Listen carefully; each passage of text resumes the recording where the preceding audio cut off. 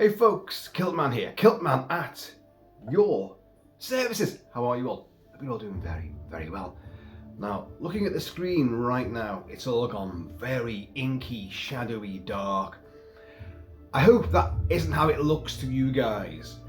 But anyway, folks. Sniffles, snorts, and hopefully we can keep the dreaded cough at bay. Although I wouldn't hold out too much hope for that. This is like a system update, just to let you know what's been going on. There's been a lack of videos, I know, and as much as it pisses you guys off, it becomes monumentally hellish for me. Because I want to talk, there's loads of things to talk about, loads of things to do, things to say. But you guys know I've not been well. But I've actually had a few little glimmers of hope, days when I've felt all right. I've gone out, I've had a few drinky poos, and then I've come back home and had a sudden, massive, horrible relapse. That has now happened 3 times to me. 3 times. I have never in my life known that cycle of illness take place. Never. And I'm finding it very disheartening. I mean, I'm not woe is me, but we all get ill. I know, I've been ill many times throughout my life. But I've managed to shrug it off within a couple of days. Apart from when I got those jabs. And you saw my videos on that when I was suffering for way over a week in some cases. And I don't think I've ever recovered from that. I don't care what any of you say, I don't care. I know that once that metal went into my skin and whatever shite they pumped into me for my own good, as they told me, it's made me irrevocably iller and unhealthier than ever before. My immune system is deplorable. I just don't have one, seemingly. I can stub my toe and get a chest infection out of it now. This was brought into the Kilt Mansion by Mrs. Kilt-Man. I even saw her do it. She came traipsing across the drawbridge with a new friend, the bug. The bug was there. To her, it simply was another child. To us, it is the beast. And I saw it coming in, and she had a little cough and a little sneeze, and she was sitting with the bug on her lap, and she was combing its seaweed rancid hair, billing and cooing over her new little pet. And I gave spoon-fed her some cough mixture that will soothe your throat. Mrs. Kilt-Man never gets ill. If she does, it lasts, 10-15 seconds before she passes it on to me, the family germ buffer zone. All you blokes out there will understand where I'm coming from with that. That's our lot in life. Yeah, we take one for the team. It is clinically proven that man flu exists, and that any virus, bug, cold, whatever you get, it's 10 times more volatile and toxic to a man than it is to a woman. So yeah, she passed it on to me. She brought it in, it was a weekend, not the one just gone, the one before. And yeah, Monday, she seemed to, right, she's getting over it now. Oh, well, swear of that one. No, Monday night, suddenly, disaster befell me. Oh, the shivers, the shakes, the aches, the pains, the searing hot eyeballs, the wall of fire that is your throat. Pure broken glass. Oh my God, touching your head, even your hair itself was connected to the nerves, connected to your nervous system, connected to your pain receptors, and whoa, agony. So, I haven't slept since before Christmas, since Roxy, and here we go. I haven't slept since Roxy passed, or it's Roxy, her final days. and any chance of me getting a night's sleep have just gone. I don't know what it feels like anymore to be rested, to have slumber. I just don't know. I have no idea, no comprehension of what it feels like now. So every night now, I'm bunged up. All the tubes are all bunged up. The throat's ragged. It's dripping down the back. I can't breathe through my nose, so I'm a mouth breather. Oh God. So you can't sleep because you're terrified. I can't breathe. You keep getting up throughout the night for a glass of water, or just to blow your beak, just clear some kind of airway out. And then the cough begins. Cough, cough, coughy cough, cough, cough, cough, cough, cough. Now, I seem to have entered the realm of the dry, raspy cough today. But it was horrendously bad, where I was brought up like, you've got shit inside you. Cough it up, boy, cough it up. Don't keep it in there, don't swallow it back down. Cough it up, dredge it up and yick it out. Yeah, done it all my life, and it is the best thing to do. This particular strain, the cough was like so racking and painful, and that nothing, you couldn't, no matter how much I won't do all the sound effects, try to like dredge it all up, nothing would come up, which I found very, very worrying indeed. It was almost like there was the phlegm and mucus inside all my system. It was like a solid block, like a brick in there, a brick of pus and mucus just sitting in all the tubes, and you have to try to chisel that down. Finally, cough, cough, cough, and it would leap into your mouth, almost like you're going to be sick. And I've never seen a yield like it. Never. Literally, so it almost looked like what's that cheese? Like, it's a block of cheese which has got like pink marbles in it, marbly stripes in it. I forget what it is now. And it's a nice cheese though. Far nicer than what came out of me. But solid lumps of this white, well, off-white, cheesy, but with like purple and pink striations in it. Which I found distressing. So, medication, yeah. Sudafed, tablets, big plastic capsules, and yeah, I think they've took the edge off things. They're decongestants, break it all down, ease the pressures and the pains and all that. But what I found, as distressing as the consistency of the stuff coming out, is the way that you seem to get over it, and you feel suddenly, wow, I feel great. So off you go, yay, into the wild world. Yeah, I am back. Wow, I can breathe. This is wonderful. I'll have a large whiskey. Make that 2 large whiskies. Oh yeah, brilliant. And you have a good time. I know what, I'll go home and I'll do those videos I've been promising to do. And now I sit here and then this begins. And you can't do them. And then the night begins again. They come at night. They mostly come at night. Mostly. Yeah, they do. The shivers, the shakes, the aches, the pains, the coughing, the spluttering, the bunged up quality.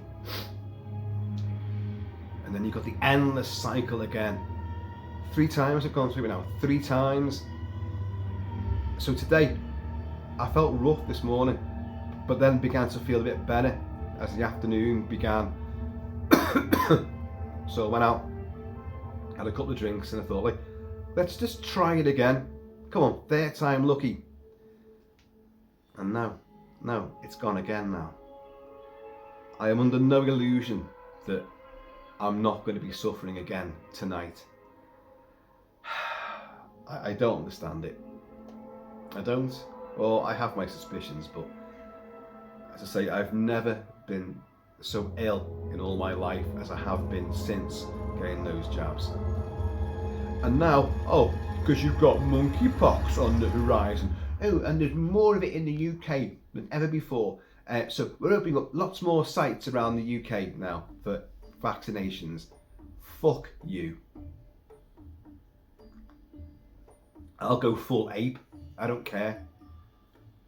You ain't putting your shit into me ever again. I've got friends who work for the NHS and they do a sterling job. I believe that most people that work for the NHS do a sterling job under very trying circumstances.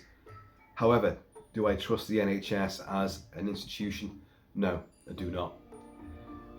Will I ever go a doctor again? No, I will not.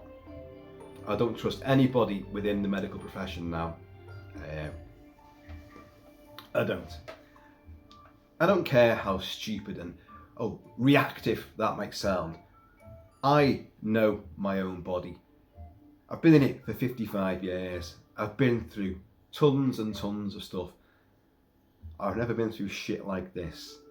Oh, but you're getting older, Kilt-Man. No, I still maintain my fitness. Yes, I drink whiskey like there's no tomorrow, but I've always drunk. And I've always shrugged things off and maintained a great level of fitness. My nutrition is fantastic. But something has happened, something has changed me, and this cyclic nature, the way it seems to evolve now. So it's like someone somewhere is flipping a switch. They're sitting off having a coffee. Oh yeah, subject. Tartan 69. Yeah. Oh yeah, he's had a good few hours. Like that's switching back onto Shitville. There you go. And then suddenly you go down. Now I don't believe that for a second, but I do think that an untested, untried serum pumped into you isn't a good idea. Oh yeah, everyone else, well, I had it and I've had no reactions, yeah. And there's many people that have had no reactions yet.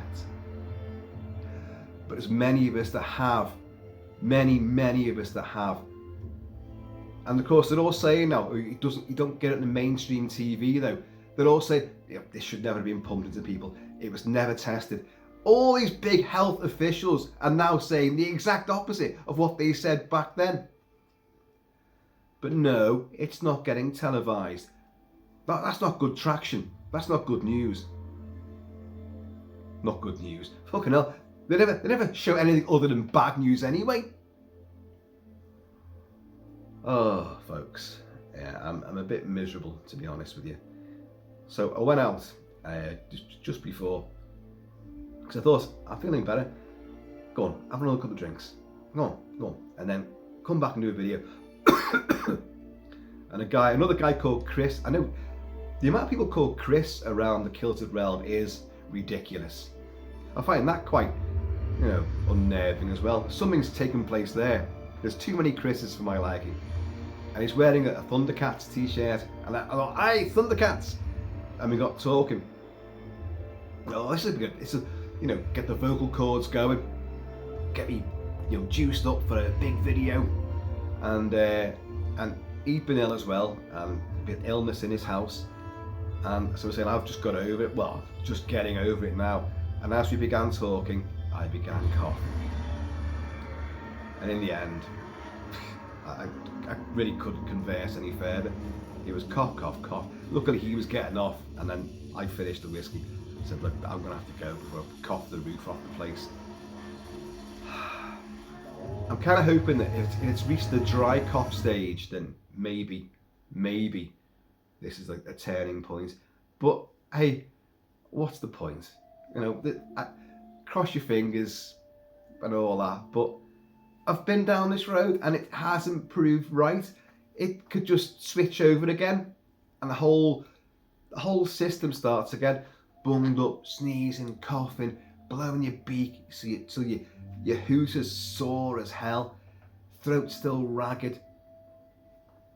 It's unbelievable. cheers you all.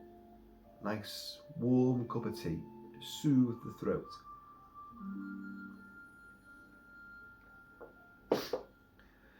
And those sleepless nights, get into bed, and Mrs. Kilt-Man will climb in, and she'll put her knees up, and she'll go on her little pillow pads to put her tablet on, or her tablet as she calls it, a tablet. And she's part of a book club, so they have a book every couple of weeks or whatever. They're going to read it, and then they go back to the club, and then they all sit and discuss it. And this time it was Truman Capote's Breakfast at Tiffany's. Now, for some reason, I ended up buying the book for it, but we couldn't get the book, an actual physical copy this time. So we got like an audiobook version. So she'd be sitting there with this thing in front of her, like propped up on the pillows, as I'm like gasping and wheezing next to her. And it would be Michael C. Hall, I think it is. The guy who played Dexter, and he's in 6 Feet Under as well. And it was him reading out Truman Capote's book. It's a novella, not a novel. A novella, it's much shorter. And I think it was 1957, 58 that came out, and won loads of awards, and it became a movie, Breakfast at Tiffany's, with George Peppard and Katharine Hepburn. Won 2 Oscars, I believe, for Moon River, Mancini's original song, and Mancini's score. And we've never seen the film, never. It's not my kind of thing, really. But I'd be lying there listening to the mellifluous Southern Gothic tones of Michael C. Hall reading this out. And I don't know if you know the story, you probably do. It's very famous. Holly Golightly, played by Katharine Hepburn, is a young New York socialite, but she's from deep south, and she's got in with the wrong crowd, lives in a lovely brownstone apartment, and the unnamed narrator, he tells the story. He's infatuated with her, sort of in love, but sort of kind of like he's an observer of her lifestyle. He's definitely smitten with her. But she has a string of different fellas, all bad news. They're all wealthy, but they're all bad boys. Like you've got Sally Tomato, who's a gangster. Sally Tomato does not sound like a gangster, but that's who it is. And she ends up drug running for this guy. And even though it's from 1950s, it was written, and the film it's a big PG family friendly comedy drama. I apologise, I do. A film, as I say, I've not seen the film, so I don't know how they approach this, but there is definitely a lot of racist terms in it, and a few F-bombs as well, which was really shocking. It was like, but what would happen is she'd listen to this, and then she'd drift off asleep. Now, Michael C. Hall uses this very mellifluous, measured, slow, highly detailed, slightly nuanced accent throughout the entire piece. Takes his time telling you everything with all the idiosyncratic details deep there in the shadows, in the corners of every room, in every apartment, in every block on the street. All the finite minutiae of Holly Golightly's lifestyle. And it goes on a constant sort of range, only slight dips and troughs, and he goes into character, a deep self, and he puts on women's voices too, and it has a mesmerising effect on you. I didn't want to hear this story at all. I had no interest in it whatsoever, but this was playing night after night, and I'd be hearing chapter after chapter of this, and then it began to be obvious that she was falling asleep, and she'd go and wake herself up, and then just take it back 3 or 4 pages. So there's me who can't sleep, And I've got to go through all that shit all over again. And then again. And then again. Groundhog fucking Day. Groundhog Day every night. Oh my God. There's one particular segment where I think towards the end, because she gets arrested for drug dealing and all that, but she gets away with it. She's a Hollywood socialite. It's dead risque as well, because her husband from the deep south, a farmer, comes to find her because he married her when she was like 13 or 14 years old. What the hell is that about? That's wrong, isn't it?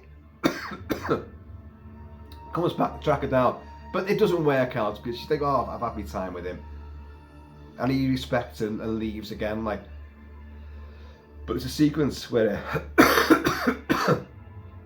where she and our narrator, not Michael C. Hall, but the actual character himself, get horses, and they're in Central Park, but a bunch of coloured kids, shall we say, leap out the bushes and throw stones at the horses and scare the horses, and the horses bolt, and they go out to Central Park, and they go down, down Broadway and all the main streets of New York, and with cops chasing after them and vehicles screeching to a halt, and real life and death stuff, but it's told in a comical fashion. I heard that segment 4 or 5 times. I could narrate that story myself now.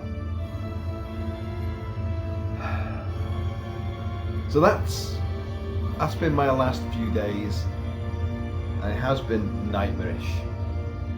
However, Valentine's Day is coming up, if I make it that far, and I've decided I'm going to buy it, Breakfast at Tiffany's, because we've never seen it. What's that song? There's a song, isn't there? Oh, I think he sings it now. Okay. It's called Breakfast at Tiffany's. As I recall, I said we both kind of liked it, so that's something we got in common. Oh, whatever. You know the song I mean. And but I like George Peppard, and I like Catherine Hepburn.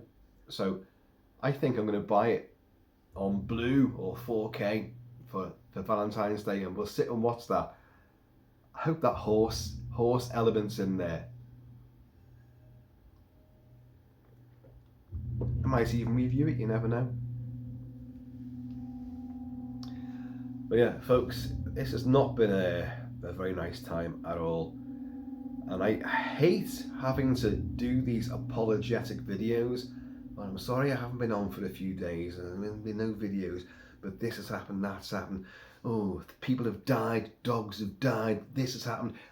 You don't want to hear that. I know you don't. I want to be giving it loads about a film or a figure or a t-shirt or a soundtrack or whatever. I want to be having fun. You guys want to be having fun. Even if it's a rant about something, it's still fun. But when you're actually ill, and you're genuinely ill, and it isn't just like, oh, I didn't do a video that night because I felt a bit under the weather. This has been over a week. Wait, it was Monday I felt ill last week.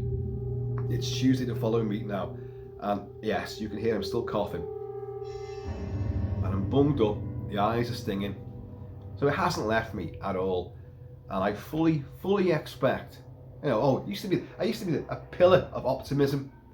Now it's just the glass is half empty all the time now, because I keep swigging it, that's why.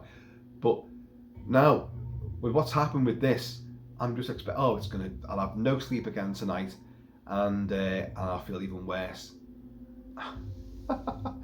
Oh, I long to be, look, Kilt-Man he's the tonic. When I have a shit day, I'll put a Kilt-Man video on, and that always makes me feel 10 times better. I know, because you guys tell me that. But what happens when the guy who's meant to make you feel better is feeling really shit? I don't know. Who's meant to make me feel better? Oh, folks, I don't know. I really don't. And the headache that you get as well, because it hits all the nerves. You know what this is like. We've all had this, but you don't tend to have it for as long as this. But what I will not do, I will not go and see a quack and go and get some antibiotics, or maybe you should go into hospital. Fuck you. I've said many times, the only way I'm going to find myself in hospital is by waking up and they'll be stitching me back together, having scraped me up off the road. I will not go to hospital under my own steam, ever, no matter what. No matter what. Sorry folks, I don't trust you. I don't trust what happens in hospitals. I've just witnessed both sets of parents go into hospital and never come out. You know, I ain't doing it. And having heard loads of horror stories, horror stories. See, I'm trying to get words out before I start coughing again. Of much younger people who go in. We heard this the other night. Get on this one. Janet didn't go on this do. This was just before she was ill. So I think it was the week before. And a works do. And I know all the people involved. And they were in Chester. And one of the girls, whatever pub they were in, you had to go down some stone steps to go to the toilet. And you know, it's not like a courtyard. It's just that's the decor. And she slipped on one of the steps. She wasn't even drunk, and she banged her head. And she was picked up and rescued, but then she collapsed. Took her to hospital. She died a day later of a bleed on the brain. She got out for a night out. She wasn't attacked. She slipped on a step, smashed her head, and then died a day later. She's 45 years old. Got kids. I'll see you later, kids. See you later. Won't be out for too long. Goes to hospital. Dead. That's it. Dead.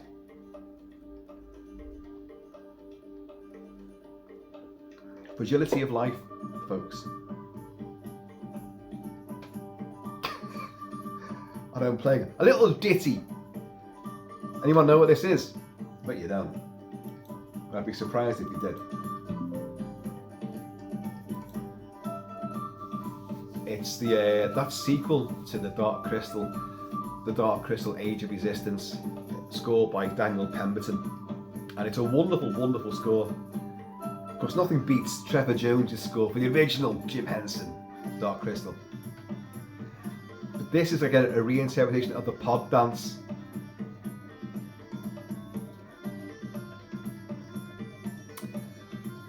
So, a bit of fun there. I know what I was going to say as well. I was going to say sprightly fun there. Well, this is, I don't quite know how to explain this one. This house is haunted, you know that. God, you've heard so many stories about the Kilt Mansion. And it's ongoing, but we just accept it.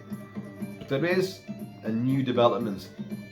At first I thought it's cause I'm ill. And you know when you get floaters on your eyes, which are little bits of dust and debris in the ocular fluid surrounding your eyeball. And like if you look that way and then look that way quickly, it can't catch up, it's stuck in the fluid. So it does a lazy sort of crawl.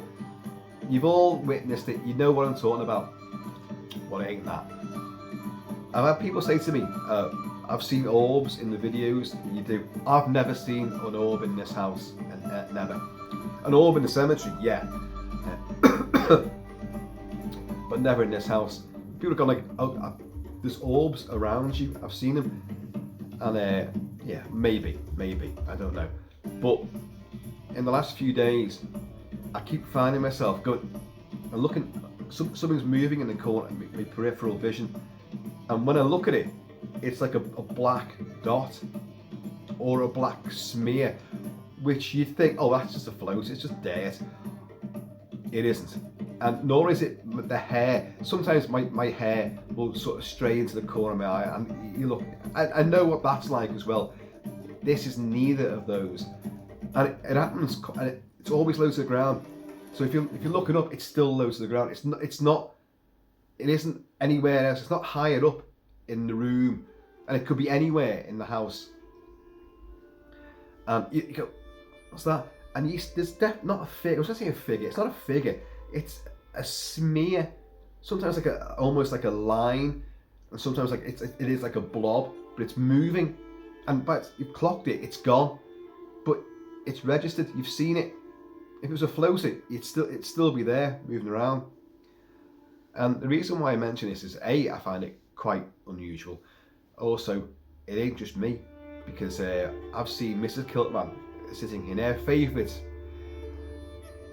chair, made of skulls, and I've seen her, and I'd be like lying on the couch lately, like dying, and I'd see her go like that, suddenly look downwards, and I'd look, and I'd watch her, and she'd be going and thinking about it, but she hasn't mentioned it to me, and I haven't mentioned it to her. I think I will do, because if this goes on, then there's something else taking place here as well, and I don't know what that is. I wonder what that is. I'm waiting for some gypsy outside to go like cross themselves and point at me.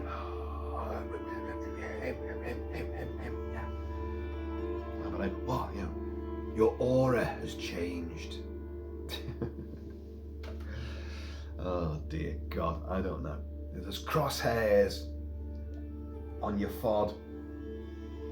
It's that bug that got brought in. It's scuttling around. It's cloned itself and it's scuttling around all over the place, adding more infection to the carpets and the floorboards, you know, to try and trip you up. Just when you think, hey, I've got over it, boing, you get a gobful of phlegmy crap. Hello, it's like a mixture of the Thing and the Fly and the Pod People, because you become an infected version of yourself.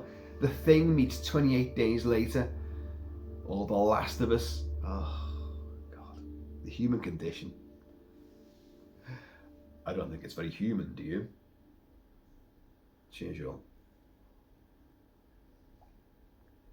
Well, folks, I think I'm going to quit while I'm ahead, because we got half an hour out of that without too much of a cough frenzy. So I'll rest and recuperate, and then maybe get back a bit later on, because I'm feeling a little bit more positive just because I've got through this. Because we do actually have an unboxing to do from Captain Ronnie over on the Emerald Isle. This was sent last week, and I haven't opened the damn thing yet because I've just not been able to. I tried to do an unboxing on this on Sunday night, and that's when I really fell apart. Cough, cough, cough. And then I just went, oh, forget it.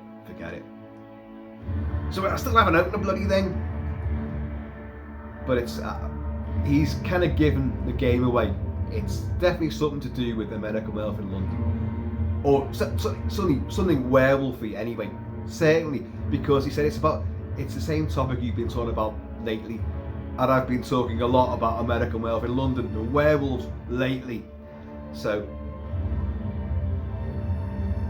with a bit of luck, we'll open that. It's sitting right there. We'll open that later on. We'll see what happens. So in the meantime, this ever have your breakfast at Tiffany's in between time. Please keep it Celtic, keep it Celtic. And I'm going to see you all in a ward next to you.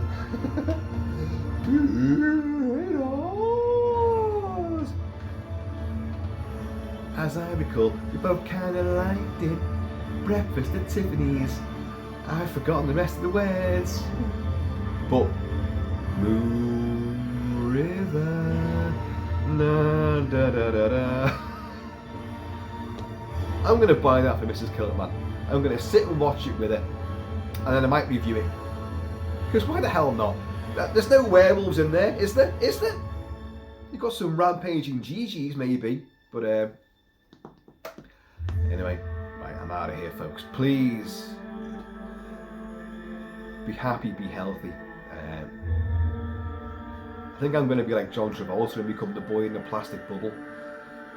Because any germs come near me, that's it. I'm flawed completely.